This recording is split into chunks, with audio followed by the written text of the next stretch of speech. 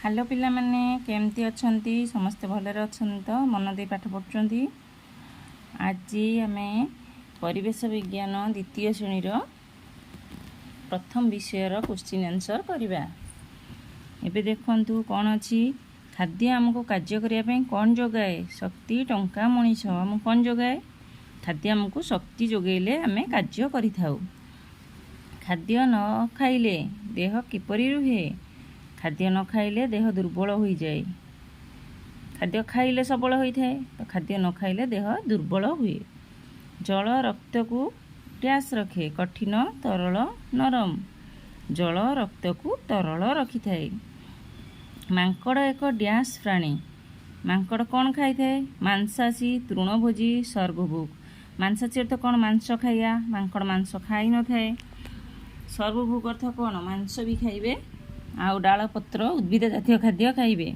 मांकड़ मांस खाई न थाए तो सर्वभोग भी नुहे तो मांकड़ कौन है तृणभोजी प्राणी से गछरु उद्भिदरु जात खाद्य पत्र खाई थाए।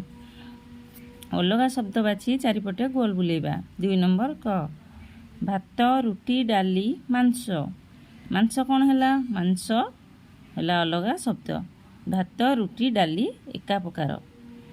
राशि नड़िया माछ चिनाबादाम राशि नड़िया चिनाबादाम रु तेल बाहर थाए। माछ है आमिष तो माछ अलगा शब्द। गाई छेली बाघ हरिण गाई छेली हरिण हेले तृणभोजी प्राणी बाघ मांसाशी प्राणी से बाघ है अलगा। आलू पियाज गाजर क्षीर आलू पियाज गाजर आमको उद्भिद ठारू मिली थाए। क्षीर प्राणी जातीय खाद्य से क्षीर है अलगा शब्द।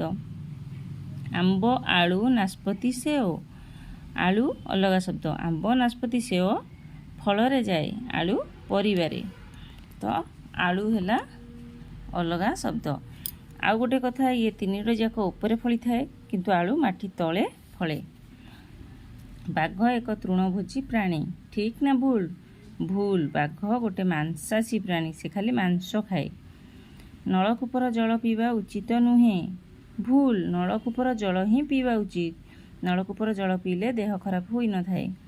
अट्टा सीधा सड़क उद्भिद ठारू मिली थाए भूल अट्टा उद्भिद ठारू मिले नहीं गहम उद्भिद ठारू मिले गहम देहरु अट्टा पेशा हेकी हेई थाए।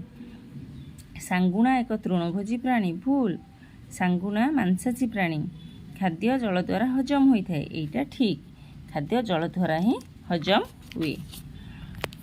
एबे कौन करबा प्राणीज खाद्य काहा कहंती जेउ खाद्य आमको प्राणी ठारू मिली थाए ताको प्राणीज खाद्य कहा जाए। जथा माछ मांस अंडा क्षीर ये सब प्राणीज खाद्य। तृणभोजी प्राणी काहा कहा जाए जेउ माने उद्भिद ठारू जात खाद्य खाई बंचंती केबे भी मांस खाआंतीनी। उद्भिद जातीय खाद्य कौन गछ पत्र डाल फल ये सब खाई बंचती तृणभोजी प्राणी कहा जाए।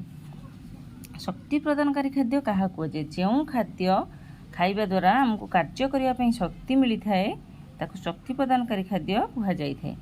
सर्वभोग प्राणी क्या कहुए सर्वभोग प्राणी अर्थ जो प्राणी उभय उद्भिदजात आ प्राणीजात खाद्य खाई थांती ताको सर्वभोग प्राणी कहा जाए। यथा मनीष मनीष आम उद्भिदजात परिबा फल सब खाऊचे प्राणी जातीय खाद्य माछ मांस क्षीर अंडा सब खाऊचे तो आम कौन कह सर्वभोग प्राणी कह। आम खाद्य न खाइले कौन असुविधा है आम खाद्य न खाइले कौन है शरीर असुस्थ हो कौन सी काम करने इच्छा हेनी देह खराब हम मन भल लगे पाठ पढ़ा इच्छा हेनी। पानी पीले शरीर की उपकार हुए पानी पीले कौन हुए खाद्य हजम होता है रक्त तरल होता है जहाँ फल रक्त भल रुहे। खाद्य खाइबा बेले केउ कथा प्रति दृष्टि देवा उचित खाद्य खाइबा बेले केबे भी कथा हब नहीं हाथ धोइब बहुत खाद्य खाइबा पूर्व हाथ गोड़ सब सफा करिकिनी खाद्य खाइबे। खाद्य खाइला बेले चोबई चोबई खाइबे गिली देबे नहीं गिली देले हजम होबा पे कष्ट हेबो। खाद्य खाइबा बेले यही सब ध्यान देवा उचित। कंचा खाउथिबा तीनोटी फलर नाम लेख। तीनोटी फल कौन कंचा खिया हुए? काकुड़ी, सेओ, पिजुली।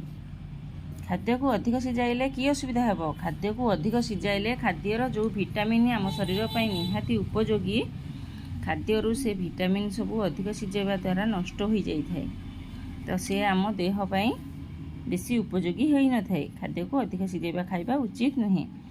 आज तो प्रथम अध्याय सरीगला। एबे प्रथम अध्याय ना, द्वितीय अध्याय आउ केबे करिबा।